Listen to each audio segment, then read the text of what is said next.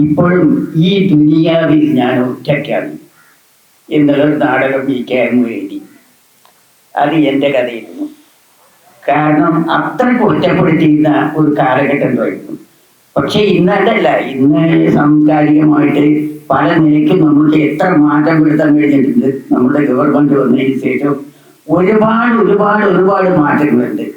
ആ മാറ്റങ്ങളോടുകൂടാണ് ആ പേരുകളൊക്കെ മാറിപ്പോയത്. അപ്പോൾ ഞാൻ ഇവിടെ ഇങ്ങനെ ആലോചിച്ചപ്പോൾ വിചാരിച്ചതാണ്, അന്ന് ആ കാലഘട്ടത്തിൽ ഈ ദുനിയാവിൽ ഞാൻ ഒറ്റയ്ക്കാണ് എന്ന് ഒരു പെണ്ണിനെ പറ്റി എഴുതണമെങ്കിൽ അപ്പോൾ ഞാൻ അനുഭവിച്ച ദുഃഖം തന്നെയാണത്. ഞാൻ അടി ഇടി പെടി ഇതൊക്കെ വരുമ്പോ അതൊക്കെ തടുക്കാൻ ഞാൻ മാത്രം, മറ്റാരും ഉണ്ടാവില്ല. അപ്പോൾ പിന്നെ അത് ഈ ദുനിയാവിൽ ഞാൻ ഒറ്റയ്ക്കാണ്. അങ്ങനെയുള്ള ഒരു നാടകം കൂടി നമുക്ക് രചിച്ച് തന്നിട്ടുണ്ട് ഞങ്ങൾക്ക്. ആ പുസ്തകം ഉണ്ടോ ഒന്നും അറിയില്ല, മറ്റേതുണ്ട്, അല്ലാത്തതൊക്കെ ഉണ്ട്. അതും കൂടെ ഉണ്ടാവണം, അപ്പോഴേ ഞാനാവുള്ളൂ. ബാക്കി കാര്യങ്ങളൊക്കെ ഇന്നും അങ്ങനെ ഒരു യാന്ത്രികമായിട്ട് അങ്ങനെ കഴിഞ്ഞു പോകുന്നു. അതേ പറയാൻ കഴിയുന്നുള്ളൂ എനിക്ക്. ശാരീരികമായിട്ടും മാനസികമായിട്ടും ഒക്കെ പ്രശ്നമുണ്ടെങ്കിലും നന്നായിട്ട് ഇപ്പോഴും ഹാപ്പിയാണ്. നമസ്കാരം. നമസ്കാരം. സുഖല്ലേ? അങ്ങനെ പോകുന്നു. ഇപ്പോ നിലമ്പൂർ കോവിലകത്തെ മുത്തുപ്പട്ട എന്ന് പറയുന്ന ഒരു ആസ്ഥാന സ്ഥാനം കൽപ്പിച്ചു കൊടുത്ത അഹമ്മദ് കുട്ടിയുടെയും കുഞ്ഞാച്ചു അമ്മയുടെയും മകളാണല്ലോ തീർച്ചയായിട്ടും നിലമ്പൂർ ആയിഷ. അന്നത്തെ കാലത്തെ ആ നിലമ്പൂരിലെ ഒരു ഭരണ സംവിധാനവും ഇന്നത്തെ നിലമ്പൂരും ഒന്ന് വിവരിക്കാമോ? തീർച്ചയായിട്ടും. ആ കാലഘട്ടങ്ങളിൽ ഞങ്ങൾക്ക് ഞങ്ങളെ വീട്ടിൽ തന്നെ 2 ആനയൊക്കെ ഉണ്ടായിരുന്നു.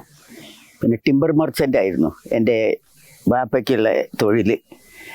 അപ്പോഴത് അങ്ങനെ പോകുമ്പോൾ ഒരുപാട് ഹരിജൻസും അതുപോലെ തന്നെ മുസൽമാൻ അടിച്ചു തെളിക്കാരായിട്ട് കുറച്ച് മുസൽമാനും വീട് പണിക്കാരായിട്ട് 2 പെൺകുട്ടികൾ അടിച്ചു തെളിക്കാരികളായിട്ട് ഹിന്ദു സ്ത്രീകൾ, പാടത്ത് പണിയെടുക്കാനൊക്കെ ഉള്ള കുറച്ചും കൂടെ അവരെ വേറൊരു പേരാണ് അവർക്ക് പറയുക, പണിയന്മാരോ പണിക്കാരും ഉണ്ടായിരുന്നു. അപ്പം ആ കാലഘട്ടത്തിലൊക്കെ ഞങ്ങൾ എപ്പോഴേ പാട്ട് പാടുന്നിടത്തും അല്ലെങ്കിൽ ആളുകളെ സ്വീകരിക്കുന്നിടത്തുമൊക്കെ വളരെ മുന്നോട്ടായിരുന്നു എൻ്റെ ഉമ്മയും. ഞാൻ തന്നെ എൻ്റെ ഉമ്മ പാടുന്ന പാട്ട് കേട്ടിട്ടാണ് ഒരു കലാകാരിയായത്. അപ്പോൾ ഒരു കലാകാരിയാകാൻ അവിടെ നിന്ന് വന്നല്ലോ, അവിടുന്ന് എനിക്ക് വരേണ്ടി വന്നു. ഞാൻ മാത്രമല്ല, എൻ്റെ ജ്യേഷ്ഠൻ മോന് മുഹമ്മദ്, എൻ്റെ അനുജൻ കുഞ്ഞാലൻ, ഞങ്ങളെല്ലാവരും നന്നായിട്ട് പാടും. നന്നായിട്ട് സംസാരിക്കും. ഇതൊക്കെ ചെയ്യുമായിരുന്നു ആ കാലഘട്ടത്തിൽ. ഇപ്പോഴും അത്യാവശ്യമൊക്കെ കിട്ടും എല്ലാവർക്കും. അതിൽ കുറച്ചാളൊക്കെ മരിച്ചുപോയി. അനുജത്തികൾ 2 ആളുണ്ട്.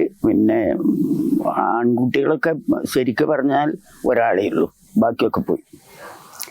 എന്നാലും ജീവിതം അങ്ങോട്ട് മുന്നോട്ട് പോകാൻ ഇപ്പോഴും ഞാൻ ഇത്തരം പ്രവർത്തനങ്ങളിലൂടെ, അല്ലെങ്കിൽ നമ്മളിങ്ങനെ സംസാരിക്കാൻ പോവുക, അല്ലെങ്കിൽ ഞാൻ നാടകത്തിലൂടെ, നാടകം പിന്നെ അങ്ങനെ കളിച്ചിട്ടില്ലെങ്കിലും നാടകം കളിക്കാൻ എപ്പോഴും ആഗ്രഹമാണ്. അപ്പോൾ ഒരു ഡയലോഗ് കേട്ടാൽ അപ്പം മറുപടി കൊടുക്കാനൊക്കെ എനിക്കറിയും. അപ്പോൾ അങ്ങനെയുള്ള ഒരു കാലഘട്ടത്തിലാണ് ഇപ്പോഴത്തെ ഈ ജീവിതം. അപ്പൊ ആ നിലമ്പൂരിൽ നിന്ന് നിലമ്പൂർ ഇപ്പോ എത്രയൊക്കെ മാറ്റം വന്നിട്ടുണ്ട്? ഒരുപാട് മാറ്റം വന്നിട്ടുണ്ട്. ഇപ്പം ഏത് സമുദായത്തിലുള്ള ആളുകൾക്കും പുറത്തിറങ്ങി നടക്കാം, പുറത്തിറങ്ങി സംസാരിക്കാം, എന്ത് വേണമെങ്കിലും ചെയ്യാനുള്ള സ്വാതന്ത്ര്യം ഇന്നിപ്പുണ്ട്. ആ സ്വാതന്ത്ര്യം ദുരുപയോഗപ്പെടുത്താതിരിക്കാൻ ശ്രമിക്കേണ്ടത് ഇപ്പം അത് ചെയ്ത് നടക്കുന്നു. പോലെ ദുരുപയോഗം ചെയ്തിട്ടുണ്ടെങ്കിൽ അതിനെ ശക്തമായിട്ട് ഞങ്ങൾ എതിരിടും. അതിന് ശക്തമായിട്ട് എതിരിടാനുള്ള അതിനുള്ള ശക്തിയൊക്കെ ഇപ്പോഴും ഉണ്ട്. അന്നത്തെ കുട്ടിക്കാലത്തെ കുറിച്ചുള്ള ഓർമ്മകളൊക്കെ കാലത്താണ് ഞങ്ങളുടെ ഈ വീട്ടിൽ ആസാബിത്താത്ത എന്ന് പറഞ്ഞിട്ട് ഒരു കുട്ടി സ്ത്രീ ഉണ്ടായിരുന്നു. അവർക്ക് 2-3 കുട്ടികളുമുണ്ട്. ആ കുട്ടികളൊക്കെ നമ്മളെ വീട്ടിൽ എപ്പോഴും മുറ്റത്ത് ഇങ്ങനെ കളിച്ചുകൊണ്ടാണ് നമ്മളെ വീട്ടിലുള്ള കുട്ടികളും. അപ്പോൾ ഒരു ദിവസം ഞാനിങ്ങനെ ഇരിക്കുമ്പോൾ ആ സാവിത്താത്താൻ്റെ ഒരു പാട്ട് ഇങ്ങനെ കേൾക്കണേ. അപ്പം ഞാൻ പറഞ്ഞു ഞങ്ങളൊക്കെ പാട്ട് ഇപ്പം പാടും, അല്ലെങ്കിൽ നിങ്ങൾക്ക് പാടിത്തരിയാൻ.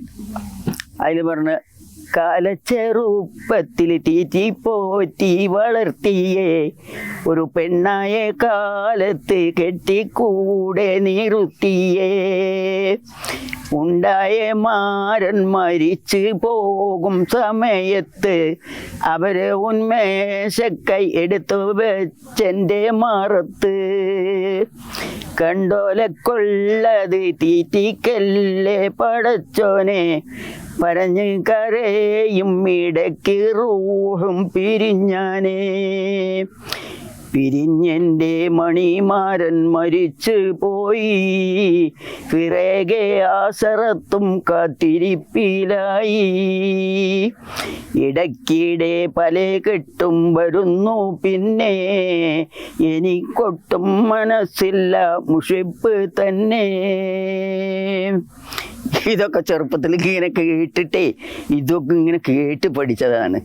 അപ്പോൾ അതൊക്കെ ഇത്ര വയസ്സിലായിട്ടും ഇപ്പോഴും എല്ലാം മറക്കണം. ഞാൻ ഈ മാതിരിയൊക്കെ ഒരു സാധന ചോദ്യവും ഉത്തരവൊക്കെ ഉണ്ടെങ്കിൽ അപ്പം അത് എനിക്ക് ഇങ്ങോട്ട് അറിഞ്ഞു വന്നതാണ്. ഇപ്പോൾ അത്രയും ഓർമ്മകളുണ്ട് എപ്പോഴും മനസ്സിൽ സൂക്ഷിക്കാൻ ഒരുപാട് ഒരുപാട് ഒരുപാട് ഒരുപാടുണ്ട് മനസ്സിൽ സൂക്ഷിക്കാൻ.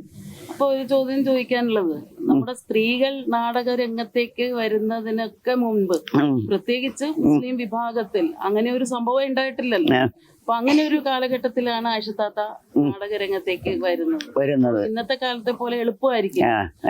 അതിനെ കുറിച്ച് എന്തൊക്കെയാ പറയാനുള്ളത്? നാടക രംഗത്തേക്ക് എങ്ങനെയാണ് എത്തിപ്പെട്ടത്? അതാണ് ആദ്യകാലത്ത് തന്നെ ഞാൻ നാടകത്തിന് ഇറങ്ങിയിട്ട് നാടകത്തിലേക്ക് കളിക്കാൻ പോകുമ്പോൾ പിന്നെ വെടിവെക്കാൻ ഓരോരുത്തർ നിൽക്കുന്നു. അടിക്കാനുള്ള ചൂലും അടിക്കാനുള്ള എല്ലാ സാമഗ്രികളും അത് കയ്യിൽ വെച്ചിട്ടാണ് അവർ നിൽക്കുന്നത്. പക്ഷേ അവിടെ ചെന്ന് ഞാൻ എന്താണ് ചെയ്യുന്നത് എന്നാണ് അവരുടെ നോട്ടം. അപ്പം ഞങ്ങളുടെ ഇജ്ജ് നല്ലൊരു മനുഷ്യനാകാൻ നോക്ക് എന്നുള്ള നാടകമാണ്. ആ നാടകം അതിൻ്റെ പേര് തന്നെ നീ നല്ല മനുഷ്യനാകാൻ നോക്കുന്നതാണല്ലോ. അപ്പം ഇത് ശരിയാണല്ലോ, നമ്മൾ നല്ലതാ, നമ്മളൊക്കെ നല്ലവരാണോ, നമ്മൾ സ്വയം ഒന്ന് ചിന്തിക്കുക എന്നുള്ള ആ ഒരു രീതിയിലേക്ക് വരുന്നതായിരുന്നു ഇത്. അങ്ങനെയാണ് ഇത് പാർട്ടിയുടെ നാടകമായി മാറുകയും പാർട്ടി എല്ലാ സ്ഥലങ്ങളിലേക്കും നമ്മളുടെ കൈപിടിച്ച് എല്ലാ സ്ഥലങ്ങളിലും, ഞങ്ങളൊരു ഇഞ്ച് സ്ഥലമല്ല, ഞങ്ങൾ അവിടെ പിന്നെ കേരളത്തിൻ്റെ 3/4 സ്ഥലങ്ങളും അത് കഴിഞ്ഞിട്ട് ഞങ്ങൾ മദ്രാസിൽ പോയി, പിന്നെ ദുബായിൽ പോയി, അങ്ങനെയുള്ള എല്ലാ സ്ഥലങ്ങളിലും ഇത് ഞങ്ങൾക്ക് പ്രചരിപ്പിക്കാൻ കഴിഞ്ഞിട്ടുണ്ട്. അത്ര നല്ലൊരു നാടകമായിരുന്നു. അതുപോലെ തന്നെ ഞാൻ സ്വന്തമായിട്ടുള്ള എൻ്റെ ജീവിതത്തിൻ്റെ ശൈലിയും ഇപ്പോഴും അന്നും അത് തന്നെയാണ്. മനുഷ്യൻ എന്ന് പറഞ്ഞാൽ അതിൻ്റെ വാക്ക് മനസ്സിലാക്കാൻ കഴിഞ്ഞിട്ടില്ലെങ്കിൽ അവനാണ് തെറ്റായ മാർഗത്തിലൂടെ സഞ്ചരിക്കുന്ന ഒരു പുള്ളി. ആ പുള്ളിയെ നമ്മൾ എന്ത് ചെയ്യണം? അതാണ് എൻ്റെ ചോദ്യം. അവനെ നമുക്ക് വെറുതെ വിടാമോ? വെറുതെ വിടാൻ പാടില്ല. അപ്പോൾ നമ്മൾ ശരിക്കും അതിനുള്ള പ്രവർത്തനം നടത്തണം. അങ്ങനെയുള്ള ആലോചിക്കുന്ന ആളാണ് ഞാൻ. അങ്ങനെ ഏതായാലും ഇത്രയും വരെ എത്തി. ഇവിടെ വന്നപ്പോൾ ഇവിടെയൊന്നും ഞാൻ വന്ന ഓർമ്മ തന്നെ എൻ്റെ മനസ്സിലില്ല. ഇവിടെ വന്നപ്പോൾ ഞാനിപ്പോൾ ഇവിടെ വന്ന എന്തിനായിരിക്കുന്നു ഞാൻ ചിന്തിച്ച്. ഇന്ന് രാവിലെ ഇങ്ങോട്ട് പോരുന്നതിന് മുമ്പാണ് എൻ്റെ മോൻ പറഞ്ഞ് നിങ്ങളെ വിളിച്ചുകൊണ്ടാകാൻ വരുന്നുണ്ട്, ഇനി അവിടെ ഒന്നും അറിയാത്ത മാതിരി ഇരിക്കേണ്ട കാരണം. അപ്പോഴേ എനിക്ക് എൻ്റെ മനസ്സിൽ നിന്ന് ഇതിങ്ങനെ വരിക അത്. അപ്പോൾ ഇതൊക്കെ നമ്മൾ ജീവിതത്തിൽ അനുഭവിച്ചിട്ടുള്ളതാണ്. ഇവിടെ നിന്ന് വായിലൂടെ രക്തം ഇങ്ങനെ ഒഴിക്കുമ്പോൾ പോലും ഞാൻ ആരാണ് എന്താണെന്ന് ചിന്തിക്കാതെ ആ നാടകം അത് കഴിയുന്നത് വരെ ഞാൻ അഭിനയിച്ചുകൊണ്ടിരിക്കുകയായിരുന്നു. ഒരുപാട് വെല്ലുവിളികളും കല്ലേറുകളൊക്കെ ഉണ്ടായിട്ടുണ്ട്.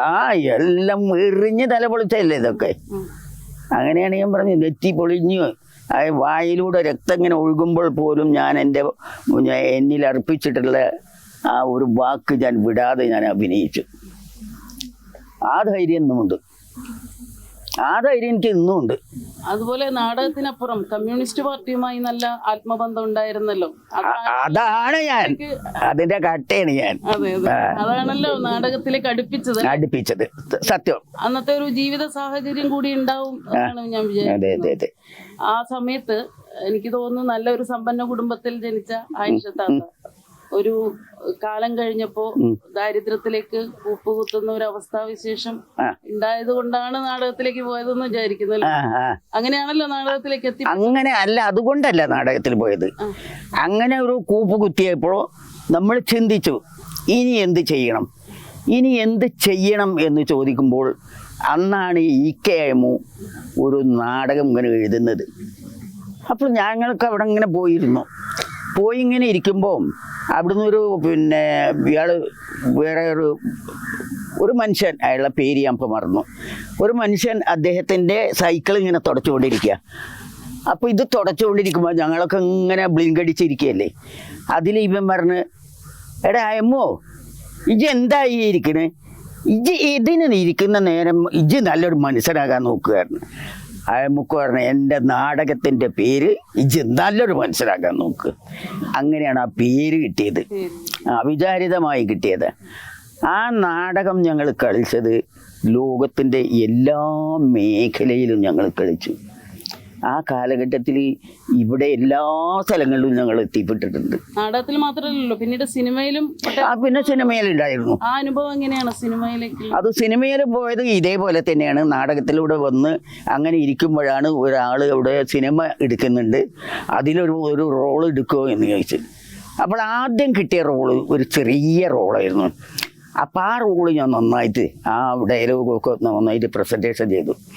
അത് കണ്ടപ്പോൾ ഇവർക്ക് തോന്നി, ഇവള് തിരക്കിടയില്ലല്ലോ, ഇവളെ കൊണ്ട് നന്നായിട്ടൊന്ന് ചെയ്യിച്ചാലോ. പക്ഷേ ഒരിക്കലും ഒരു നായികയുടെ റോള് ഞാൻ ചെയ്തിട്ടില്ല. പിന്നെ പല നാടകങ്ങളിലും സിനിമകളിലും ഒരുപാട് അഭിനയിക്കേണ്ടി വന്നിട്ടുണ്ട്. ഒക്കെ നല്ല റോളുകളായിരുന്നു. അങ്ങനെ ഉള്ള ഒരു കാലഘട്ടത്തിലായിരുന്നു ഞാൻ ജീവിച്ചിട്ടുണ്ടായിരുന്നത്. ഇപ്പോഴും ഗൾഫിൽ പോയില്ലേ? ഗൾഫ് പോയി 20 വർഷം അവിടെ നിന്നു. അവിടെ ചെന്നപ്പോൾ അവിടെ ഞാൻ അവരെ പഠിപ്പിച്ചു മനുഷ്യൻ എന്ന് പറഞ്ഞാൽ എന്താണ് എന്നുള്ളത്. അത് അവർക്ക് അറിയാത്ത ഒരു ഇതാണ്. അവർ നമ്മൾ വന്നിട്ടുണ്ടെങ്കിൽ നമ്മൾ ചെന്നാൽ അടിക്കും, കുത്തും, ചവിട്ടും. അതെന്തുകൊണ്ടാണ്? അവർക്ക് നമ്മൾക്ക് ആ പണി അറിയില്ല. അതുകൊണ്ടാണ് ഞാൻ ചെന്നപ്പോൾ ഞാൻ എൻ്റെ വീട്ടിൽ എന്താണ് കഴിയുന്നത്, അവിടെ അടിച്ച് വാരലും തേക്കലും മോറലും അതും ഇതും ജനലിൻ്റെ അതൊക്കെ പൊതിച്ച് കണിയാൻ തേക്കും. അപ്പം ഒരു കൊള. പിന്നെ ആ വീട് അവിടെ വിട്ട് തന്നിട്ട് അവർ വേണമെങ്കിൽ ഹജ്ജിന് പോകും, അവർ അങ്ങേ ഭാഗത്തേക്ക് പോകും.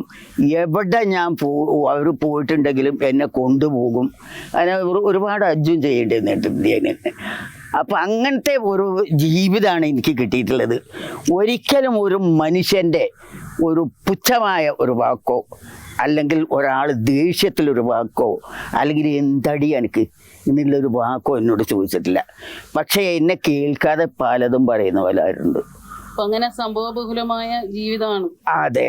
ഏറ്റവും അവസാനം നമ്മുടെ നിലമ്പൂർ തെരഞ്ഞെടുപ്പ് നടക്കുമ്പോൾ കഴിഞ്ഞ 2 മാസം മുമ്പ് വളരെയേറെ സൈബർ ആക്രമണം നേരിട്ട ഒരാളാണ്. തീർച്ചയായിട്ടും അല്ലെ? കമ്മ്യൂണിസ്റ്റ് പാർട്ടിക്ക് വോട്ട് ചെയ്യണം എന്ന് പറഞ്ഞു. ഞാനത് അവിടെ പിടിച്ച് തന്നെ. പക്ഷെ ഞാൻ ഒറ്റക്കായിരുന്നു. അതിന് എന്നെ കൊണ്ടുവന്ന ഒരു കുട്ടീൻ്റെ അവിടെ. ആ കുട്ടി പിന്നെ വന്നിട്ട് പറഞ്ഞു മതി. ഈ വയസ്സിലും ഇങ്ങനെ ഈ സൈബർ ആക്രമണമൊക്കെ ഉണ്ടാവുമ്പോ വിഷമം തോന്നാറുണ്ടോ? ഒരു വിഷമം തോന്നൂല. പോവില്ലേ അറിയില്ല. അത് പറയാം. അപ്പൊ ഒരു എന്തായാലും വളരെയേറെ അനുഭവങ്ങൾ നമ്മളോട് പങ്കിട്ട് കഴിഞ്ഞു. ആയിഷ താത്തയുടെ ഈ ജീവിതത്തിലുടനീളം ഉണ്ടായിട്ടുള്ളത് വലിയ സന്തോഷം. ഇത് ഞങ്ങൾക്ക് പങ്കിട്ട് തന്നതിന് ഹൃദയം നിറഞ്ഞ നന്ദി കൂടി ഈ സമയത്ത് അറിയിക്കാം.